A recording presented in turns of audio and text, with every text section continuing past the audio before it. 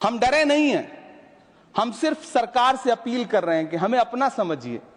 हम आपके अपने हैं, इस देश के नागरिक हैं और आप ताकत में हैं। संख्या बल के आधार पर बिल हो सकता है आप पास करा ले, लेकिन आपको यह बात समझनी पड़ेगी कि हम तो वो तारीख हैं, जहनों में रहना है जिसे, कागजी पुर्जे नहीं जो फाड़ डाले जाएंगे।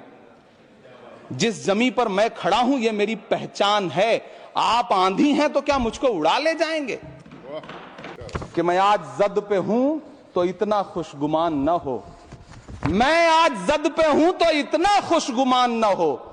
चिराग सबके बुझेंगे, हवा किसी की नहीं।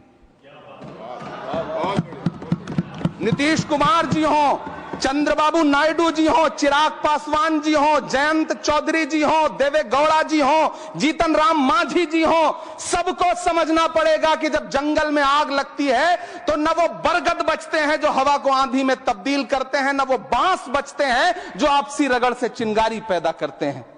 कि चिरागों के सफर में दबदबा हो आंधियों का तो फिर अंजाम जुल्मत के सिवा कुछ भी नहीं होगा। ये दुनिया नफरतों के आखिरी स्टेज पर है, इलाज इसका मोहब्बत के सिवा कुछ भी नहीं होगा।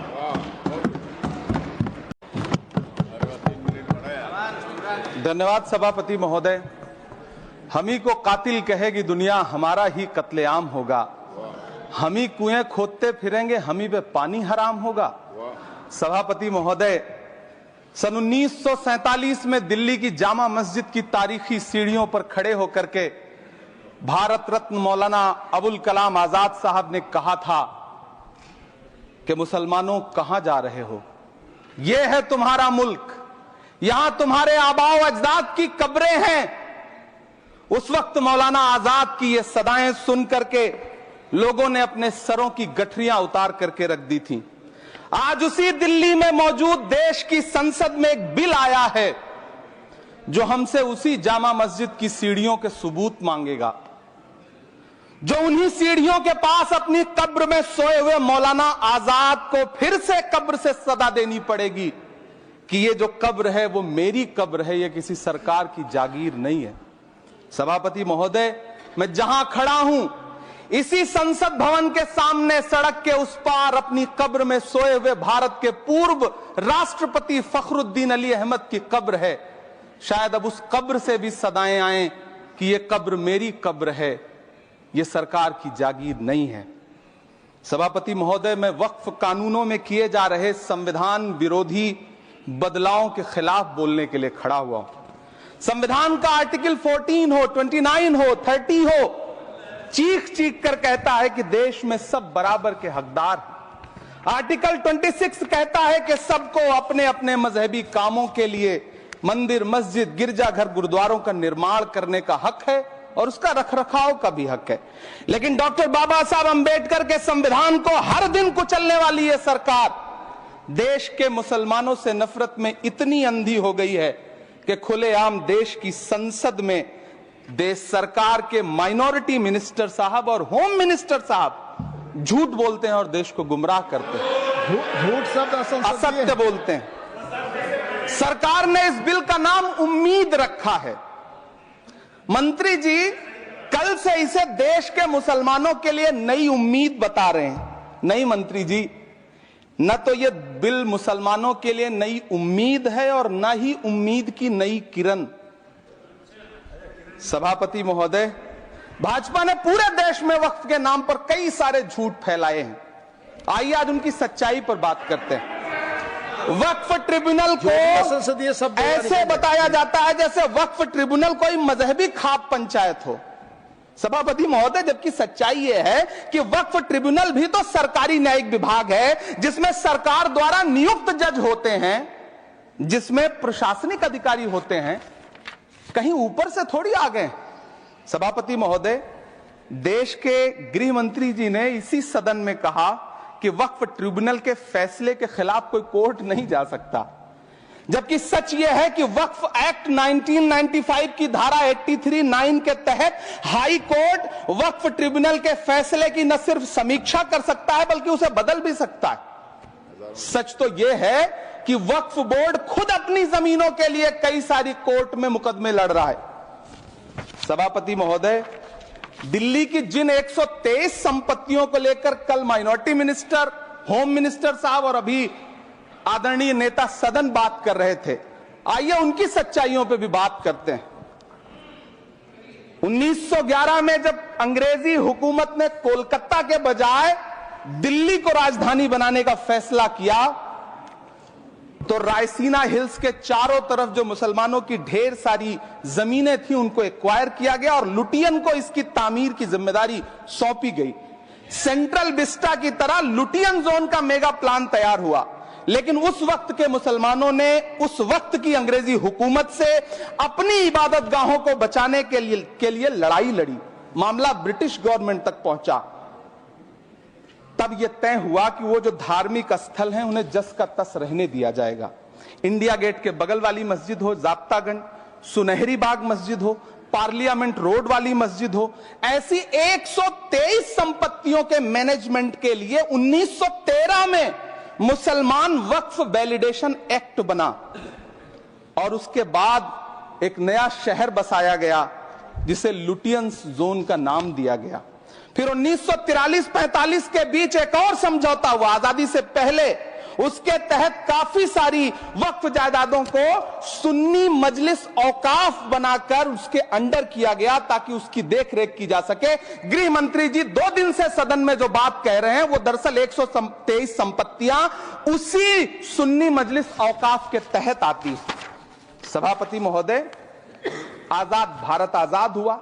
आजादी के बाद भारत में 1954 में वक्फ एक्ट लागू हुआ, जिसकी धारा 9 के तहत 1964 में केंद्रीय वक्फ काउंसिल का गठन हुआ। दिल्ली की वही 123 प्रॉपर्टीज को 1970 में सर्वे गजट करके गजट नोटिफाई किया गया। इसके निपटारे के लिए पूर्व प्रधानमंत्री इंदिरा जी के द्वारा 1974 में एक बर्नी कमेटी बनाई गई। बर्नी कमेटी ने 1976 में इन 123 संपत्तियों को दिल्ली वक्फ बोर्ड की संपत्ति होने की रिपोर्ट सौंपी। उस रिपोर्ट के आधार पर 1984 में कांग्रेस सरकार ने उन 123 प्रॉपर्टीज को दिल्ली वक्फ बोर्ड को सौंपने का फैसला किया, जिसके खिलाफ विश्व हिंदू परिषद कोर्ट गई। मामला 2011 तक पेंडिंग रहा। फिर 2011 में कोर्ट ने सरकार को आदेशित किया कि इसका निपटारा करो। तब 2013 में तत्कालीन यूपीए सरकार ने दिल्ली की उन्हीं 123 जायदादों को बर्नी कमेटी की सिफारिशों के मुताबिक वक्फ बोर्ड के हवाले किया। यही वो प्रॉपर्टीज हैं जिनके नाम से गृहमंत्री जी कल से कांग्रेस को कोस रहे हैं। फिर आई 2014 में भाजपा की सरकार, जो तब से इन जमीनों को हड़पने की साजिश कर रही है। जिस बिल को मुसलमानों के हुकूक की हिफाजत करने वाला बिल बताया जा रहा है, उसी को पेश करने के लिए और उस पर बात करने के लिए लोकसभा में भाजपा सरकार के पास एक भी मुस्लिम सांसद नहीं है। जिस वक्त, मैं लोकसभा कह रहा हूं, सुना करिए, जिस वक्फ बिल को मुस्लिम महिलाओं को हक दिलाने वाला बताया जा रहा है, उसे संसद में पेश करने वाली पार्टी के पास न तो राज्यसभा में, न लोकसभा में, न देश की किसी विधानसभा में एक भी मुस्लिम महिला सदस्य नहीं। कल किरण रिजिजू जी कह रहे थे कि रेलवे की जमीनें देश की जमीनें हैं, डिफेंस की जमीनें देश की जमीनें हैं। हां मंत्री जी, हैं, बिल्कुल हैं। ये जो वक्फ की जमीनें हैं, ये हमारे पुरखों ने धार्मिक कामों के लिए डोनेट किया है, तो हम भी तो इसी देश के नागरिक हैं, हम भी तो इसी देश के बेटे हैं, तो वक्फ की जमीनें भी तो इसी देश की जमीनें हैं। उनको पराया क्यों बोलते हैं आप? सभापति महोदय, अशफाकुल्लाह खान जब फैजाबाद की जेल में फांसी के फंदे पर झूल रहे थे, तो इसी देश की जमीन के लिए झूल रहे थे ना। सभापति महोदय, अंडमान की जेल में काला पानी की सजा काटकर अपनी जान देने वाले मौलाना फजले हक खैराबादी हो या शेर खान अफरीदी हो, वो भी तो इसी जमीन के लिए अपनी जान दे रहे थे ना। सभापति महोदय, पाकिस्तान के खिलाफ लड़ते हुए अपनी जान देने वाले महावीर चक्र विजेता ब्रिगेडियर उस्मान हो या पाकिस्तान के पैटर्न टैंक उड़ाने वाला परमवीर चक्र विजेता वीर अब्दुल हमीद हो, वो भी तो इसी जमीन के लिए अपनी जान दे रहा था ना। और मंत्री जी, मैं इस सदन में अलल ऐलान ये कहता हूं कि जब भी इस देश की जमीन को लहू की जरूरत होगी, आपसे 2 कदम आगे इमरान खड़ा मिलेगा। ये मैं आपसे यकीन दिलाते हुए कह रहा हूं। सभापति महोदय, मैं सरकार से कहना चाहता हूं, हमसे हमारी इबादत गाहें तो मत छीनिए ना, हमारे घरों पे बुलडोजर तो मत चलाइए ना, हमारी कब्रों में तो हमें सुकून से सोने दीजिए ना। सभापति महोदय, माइनॉरिटी मिनिस्ट्री का बजट कट करके, मुस्लिम बच्चों की स्कॉलरशिप बंद करके अब सरकार कह रही है कि हम वक्फ की आमदनी से गरीब मुसलमानों का भला करेंगे। गुजरात की बेटी बिल्किस के बलात्कारियों की रिहाई के बाद उन्हें माला पहनाने वाली लोगों के नेता ये कह रहे हैं कि यह बिल मुस्लिम महिलाओं को उनका हक दिलाएगा। धन्यवाद मोदी जी, क्या बढ़िया सौगातें मोदी दे रहे हैं आप। पहले हमें गुजराते मोदी दिया, आप सौगाते मोदी दे रहे हैं। लेकिन यह सरकार इतना याद रखे कि इसी ठसक के साथ देश की संसद में सीए का कानून भी लाया गया था और कहा गया था बड़े बड़े भाषण देकर के कि पड़ोसी देशों से हिंदू भाइयों को ला करके यहां नागरिकता दी जाएगी। लेकिन मैं आपके संज्ञान में लाता हूं सर कि पिछले इतने दिनों में इनसे नागरिकता लेने के लिए 2000 व्यक्ति भी नहीं आए, जबकि इसके उलट इन्हीं की सरकार में पिछले 10 साल में 15 लाख से ज्यादा भारतीयों ने भारत की नागरिकता छोड़ करके दूसरे देश में जाकर के बस गए। यह हुआ उस कानून का अंजाम। सभापति महोदय, इसी तरह की जिद के साथ किसानों के खिलाफ भी कानून लाए गए थे। जिस तरह आज वक्फ के फायदे गिनाए जा रहे हैं, उसी तरह से किसानों को भी कृषि कानूनों के फायदे गिनाए गए थे। लेकिन अंजाम क्या हुआ? 700 किसानों की शहादत लेने के बाद सरकार को अन्नदाता किसानों के सामने घुटने टेकने पड़े और कृषि कानून वापस लेने पड़े।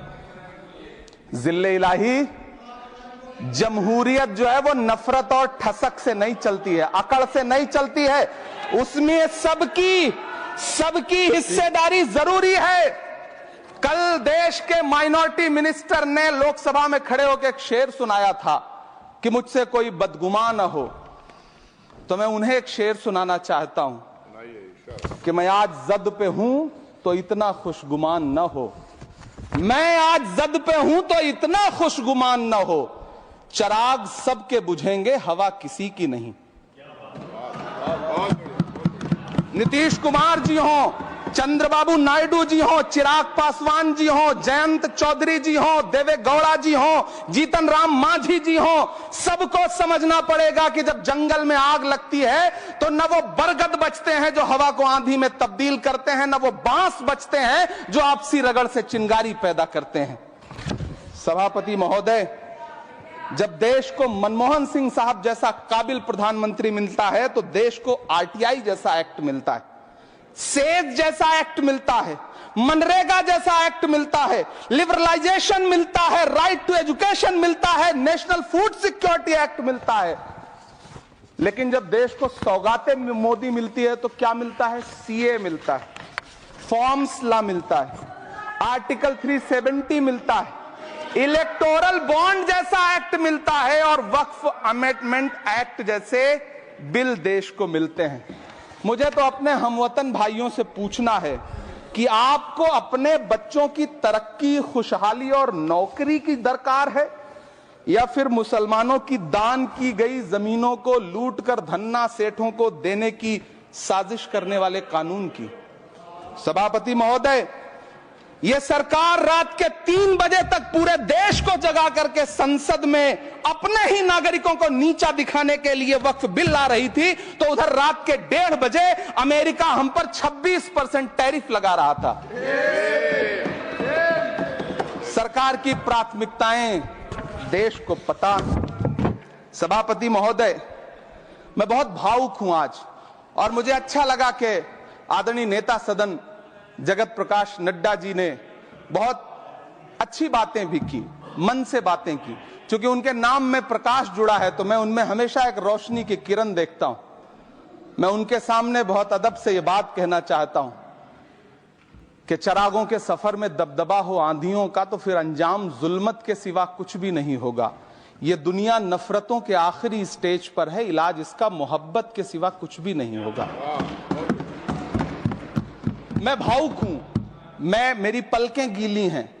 अगर देश की एक बहुत बड़ी आबादी को लगता है कि आप उसका भला करने के लिए नहीं बल्कि उनकी इबादतगाहों, उनकी कब्रिस्तानों, उनकी खानकाहों को बर्बाद करने का बिल ला रहे हैं, तो फिर आप अगर समझाने में नाकामयाब रहे हैं तो यह आपकी नाकामयाबी है। पहले समझाइए, उसके बाद कोई बिल लेकर के आइए, तब शायद हम आपका इतनी पुरजोर तरीके से विरोध ना करें।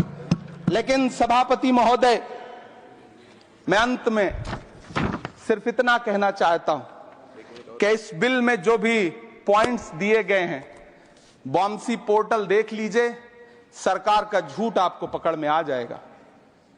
हम डरे नहीं हैं, हम सिर्फ सरकार से अपील कर रहे हैं कि हमें अपना समझिए। हम आपके अपने हैं, इस देश के नागरिक हैं और आप ताकत में हैं। संख्या बल के आधार पर बिल हो सकता है आप पास करा ले, लेकिन आपको यह बात समझनी पड़ेगी कि हम तो वो तारीख हैं, जहनों में रहना है जिसे, कागजी पुर्जे नहीं जो फाड़ डाले जाएंगे। जिस जमीन पर मैं खड़ा हूं ये मेरी पहचान है। आप आंधी हैं तो क्या मुझको उड़ा ले जाएंगे? आपको यह बात समझनी पड़ेगी।